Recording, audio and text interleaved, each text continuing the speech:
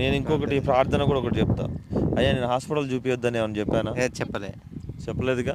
హాస్పిటల్‌లో ఎందుకంటే నేను మోసం చేయడానికి జనాలు ఇదే జరిగిపోద్దిలే, అదే జరిగిపోద్దిలే అని అబద్ధాలు, అవతలోడు రెచ్చిపోయేటట్టు వాడి రోగం పెరిగిపోయిందంటే నేను చేసినా అట్లా? చేయలేదండి. చెయ్యను. నాకేంటి అంటే నాకు ప్రార్ తెలుసు నేను చదువుకున్నోడిని.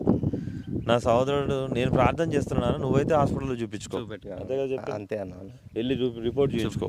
హైదరాబాద్ పో అన్నారు డాక్టర్లు. సరే నేను కంపల్సరీ నీకు నా ప్రయత్నం నేను ప్రార్థనలో పెడతాను. నీ ప్రయత్నం నువ్వు చేయి అంటే హైదరాబాద్ పోతే ఏమన్నారు?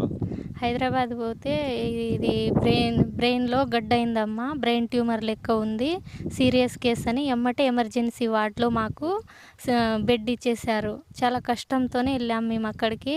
దేవుడి మీద భారం వేసి దేవుడికి ప్రార్థన చేసి అన్నకు చెప్పి మేము వెళ్తే అక్కడ ఎమ్మటే మాకు పోయిన రోజే బెడ్ దొరికింది. రెండో రోజే ఆపరేషన్ చేశారు, సీరియస్. ఇంకా మేము గ్యారంటీ కూడా చెప్పలేమని చెప్పేశారు. వాళ్ళు ఏమంటున్నారు ఇంత తొందరగా